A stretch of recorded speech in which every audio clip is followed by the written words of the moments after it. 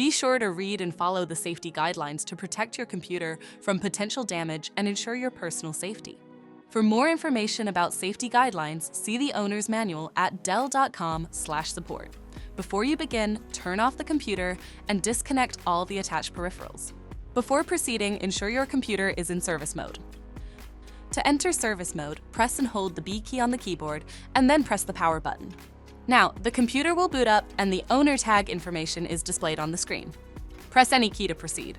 The computer will emit 3 short beeps and shut down, indicating it has entered the service mode.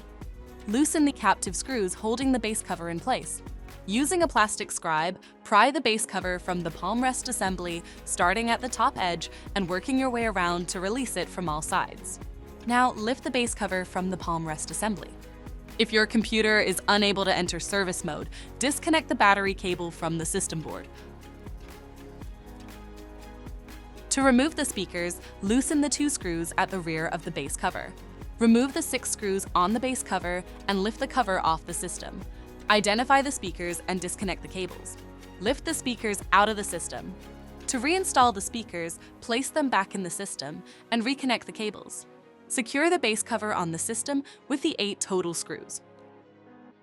If the battery cable was disconnected earlier, make sure to reconnect it to the system board. Next, align the base cover with the palm rest assembly and gently place it into position. Tighten all required screws to secure the base cover in place. To exit service mode, connect the AC adapter and press the power button.